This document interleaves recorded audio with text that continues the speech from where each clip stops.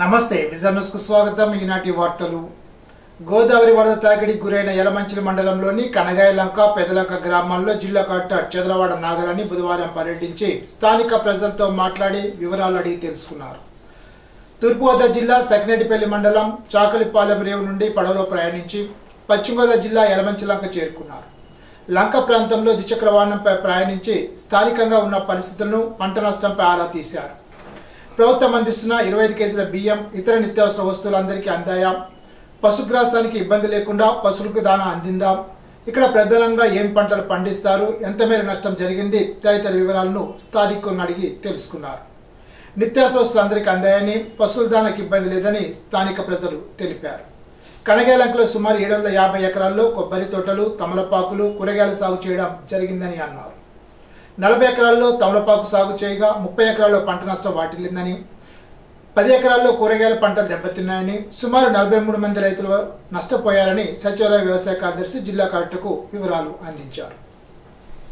పంట నష్ట వివరాలను పక్కాగా లెక్కించాలని వీఆర్ఓను జిల్లా కలెక్టర్ ఆదేశించారు. కనగాయలంక తుఫాన్ షెల్టర్ భవనంలో ఏర్పాటు చేసిన మెడికల్ క్యాంప్ను సందర్శించి గర్భిణీ స్త్రీలు, పాలిచ్చే తల్లుల వివరాలు అడిగి తెలుసుకున్నారు. ఎవరినైనా ప్రభుత్వాసుపత్రికి తరలించారా? పాము, తేలు, కుక్క కాటుకు సంబంధించి మందులను అందుబాటులో ఉన్నాయని ఆరా తీశారు. అందరూ ఆరోగ్యంగా ఉన్నారని, ఎవరిని తరలించలేదని, మందులన్నీ అందుబాటులో ఉన్నాయని జిల్లా కలెక్టర్కు తెలిపారు. పెదలంక కాజ్వే గ్రామంలోని పరిస్థితులను పరిశీలించారు. పర్యటనలో నరసాపురం ఆర్డీఓ ఎం అచ్యుత అంబారీష్, యలమంచిలి తహసీల్దార్ CH Vijayasri, MPDO Srinivasarao, deputy తహసీల్దార్ Pudi Davidson, VRO S Lakshmi, గ్రామ సర్పంచ్ టి నాగరాజు, సచివాలయ సిబ్బంది తదితరులు పాల్గొన్నారు. జిల్లాలోని పింఛన్దారులందరికీ ఆగస్టు 1వ తేదీన పింఛన్ల పంపిణీ 100% పూర్తి చేయాల్సిందని జిల్లా కలెక్టర్ చంద్రవాడ నాగరాణి తెలిపారు. జిల్లాలో ఆగస్టు 1న ఎన్టీఆర్ భరోసా పింఛన్ పంపిణీ లబ్ధిదారులకు ఇంటి వద్దనే చెల్లించడానికి జిల్లా యంత్రాంగం అన్ని ఏర్పాట్లు చేసిందని అన్నారు. ఆగస్టు 1వ తేదీ ఉదయం 6 గంటల నుండి పింఛన్ల పంపిణీ కావాలని అన్నారు. మొదటి రోజే 100% పంపిణీ పూర్తి చేయాలని అన్నారు. ఈ విషయాన్ని ప్రతి గ్రామం, వార్డుల్లో ముందస్తు ప్రచారం చేపట్టాలని అన్నారు. మత్స్యకారులు వేటకు వెళ్లే అవకాశం ఉన్నందున పింఛన్ల పంపిణీపై వారికి ముందస్తు సమాచారం అందించాలని సూచించారు. జిల్లాలో 2,31,874 మంది పెన్షన్దారులు ఉన్నారని, వీరికి 97.26 కోట్ల పంపిణీ చేయవలసి ఉందని తెలిపారు.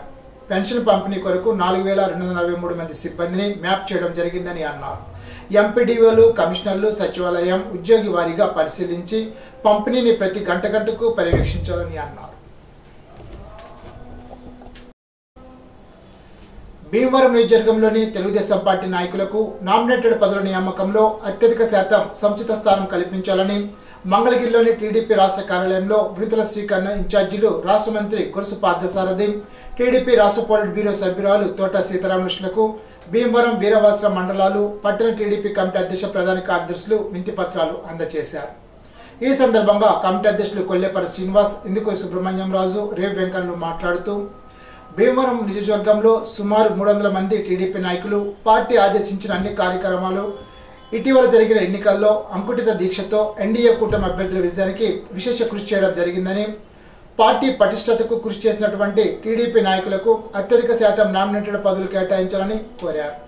కార్యక్రమంలో పట్టణ అధ్యక్ష కార్యదర్శులు ఇందుకూరు సుబ్రహ్మణ్యం రాజు, గూడూరు సుబ్బారావు, 2 మండలాల అధ్యక్ష కార్యదర్శులు కొల్లేపల్లి శ్రీనివాస్, వీరవల్లి శ్రీనివాస్, రేవు వెంకన్న, కోరు పృథ్వీశంకర్, జిల్లా టీడీపీ కార్యాలయ కార్యదర్శి ఉప్పులూరు చంద్రశేఖర్, టీడీపీ నాయకులు నేదురి గంగాధర్ తిలక్, కొరిపల్లి శ్రీనివాస్, సోర్చెట్టి నారాయణ స్వామి, కొయ్యలగడ్డ గణపతి, చింత కనకయ్య తదితర నాయకులు పాల్గొన్నారు.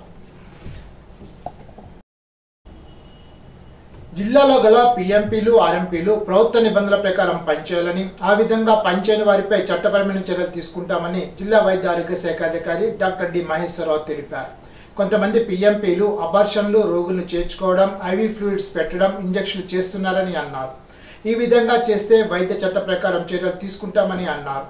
రాష్ట్ర వైద్య ఆరోగ్య శాఖ సంచాలకులు పీఎంపీలు, ఆర్ఎంపీలు పాటించాల్సిన నియమ నిబంధనలు పంపారని తెలిపారు. వారు ప్రథమ చికిత్స, కట్టులు కట్టడం, వ్యాధులు రాకుండా జాగ్రత్తలు తెలియచేయడం, ఏ విధమైన కేసులైనా ప్రభుత్వ ఆసుపత్రికి రిఫర్ చేయాలని అన్నారు. అత్తిలి విశ్వవిజ్ఞాన విద్యా ఆత్మతిక పీఠం ఆశ్రమ భవనంలో పీఠమి అష్టమ పీఠాధిపతి మొహిద్దీన్ బాషా 35వ వర్ధంతి సందర్భంగా ప్రత్యేక కార్యక్రమాన్ని నిర్వహించారు. అష్టమ పీఠాధిపతిగా మొహిద్దీన్ బాషా పలు ఆధ్యాత్మిక సేవా కార్యక్రమాలు నిర్వహించి ఆదర్శప్రాయులయ్యారని పీఠం ప్రతినిధి నందం తాతయ్య అన్నారు. ఆయన్ని స్ఫూర్తిగా తీసుకుని నవంపీఠాధిపతి డాక్టర్ ఉమర్ అలీ షా విభిన్న రంగాల్లో సేవలు అందిస్తున్నారని కొనియాడారు. ఈ సందర్భంగా వెలగల సుదర్శన్ రెడ్డి, మాధవి దంపతుల కుమారులు సాయికాంతరెడ్డి, కృష్ణకాంతరెడ్డి జ్ఞాపకార్థం పేదలకు దుప్పట్లు పంపిణీ చేశారు. పీఠం సభ్యుడు నందం తాతయ్య మనోరాలు నమస్తే ఆధ్వర్యంలో అన్నదానం జరిపారు. పీఠం ప్రతినిధి బొండపల్లి నాగేశ్వరరావు తదితరులు పాల్గొన్నారు.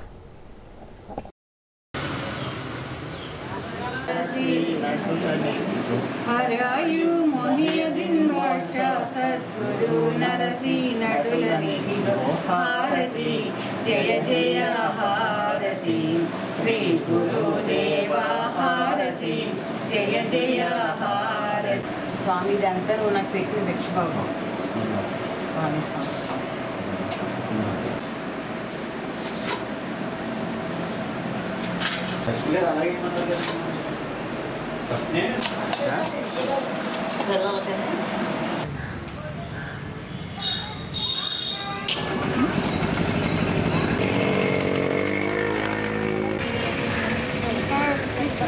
ఇంకెవరు అన్నతమ్ములు ఎవరున్నారు? మా ఇద్దరికి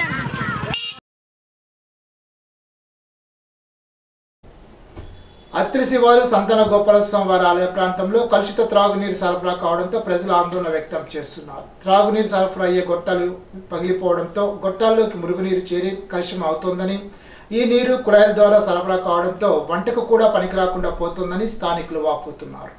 ప్రాంతంలో పారిశుధ్యం అధ్వానంగా మారడంతో దోమలు విపరీతంగా పెరిగిపోయాయని ప్రజలు ఆవేదన వ్యక్తం చేస్తున్నారు. త్రాగునీరు, పారిశుధ్య సమస్యలపై పంచాయతీ అధికారులకు సమాచారం ఇచ్చినప్పటికీ వారు స్పందించలేదని అన్నారు. సమస్యను సత్వరం పరిష్కరించి లేని పక్షంలో జిల్లాధికారులకు ఫిర్యాదు చేస్తామని దిరిశాల సత్యం సేవా సమితి అధ్యక్షులు దిరిశాల మునీశ్వరరావు తెలిపారు. మహిళల పట్ల లైంగిక వేధింపులకు పాల్పడితే కఠిన శిక్షలు విధిస్తారని ఐసిడిఎస్ పర్యవేక్షకురాలు ఎం శ్రీదేవి తెలిపారు. అత్తిలి మండల వరిగేడులో 100 రోజుల మిషన్ శక్తి కార్యక్రమం కింద బేటీ బచావో బేటీ పడావో కార్యక్రమాన్ని నిర్వహించారు.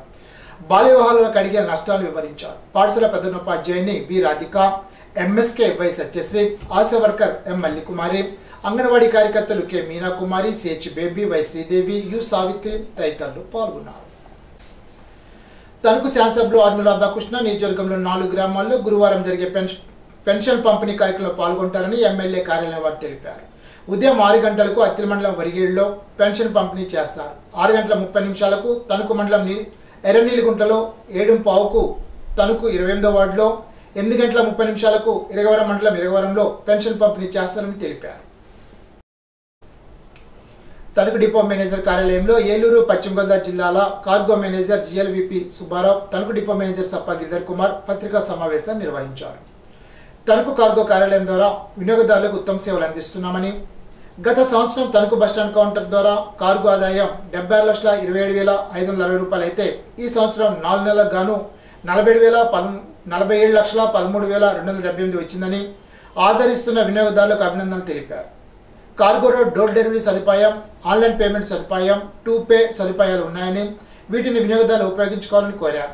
తణుకు కార్గో కార్యాలయం నుండి ప్రతి వారం హైదరాబాద్ తదితర దూర ప్రాంతాలకు ఏపీఎస్ఆర్టీసీ కంటైనర్ వెళ్తోందని, ఫ్యాక్టరీ సామాగ్రి, ఇంటి సామాగ్రి, వ్యవసాయ ఉత్పత్తులు, బస్సుల్లో పట్టని పెద్ద పెద్ద వస్తువులు మీరు కోరిన ప్రాంతానికి డీజీటీ ద్వారా పంపుకోవచ్చునని, ఈ అవకాశాన్ని తణుకు పరిసర ప్రాంతాల్లో వినియోగించుకోవాలని, తణుకు పాత bus stand area, Narendra centre, Keshavaswamy temple, NTR park, Undajuram junction, Y junction, Velpur road, Velpuru, Relangi, Attiri సంత మార్కెట్ సెంటర్, దువ్వ, పెరవలి తదితర ప్రాంతాల్లో ఆసక్తి కలిగిన వారికి కార్గో మరియు టికెట్ బుకింగ్ ఏజెంట్లుగా పనిచేయడానికి అవకాశం ఇస్తామని, ఆసక్తి కలవారు 9849169396 నెంబర్లో డిఎంఈ లాను సంప్రదించాలని అన్నారు. ఈ అవకాశాన్ని తణుకు పరిసర ప్రాంతాల వాళ్ళు వినియోగించుకోవాలని కోరారు.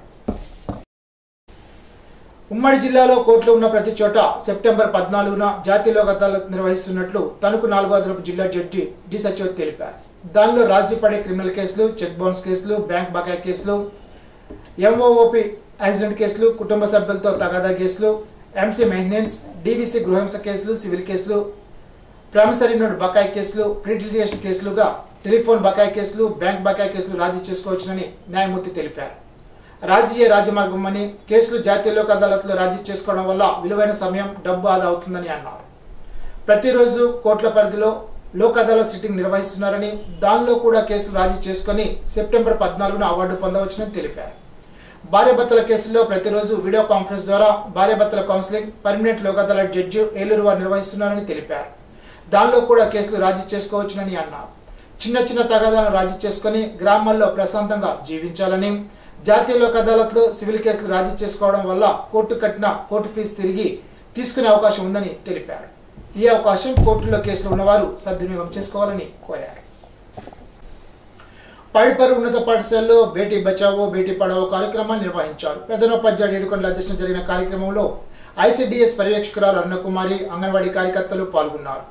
నేటి బాలికలే రేపటి తల్లులని, అందువల్ల వారు ఆరోగ్యకరమైన ఆహారం తీసుకోవాలని కోరారు.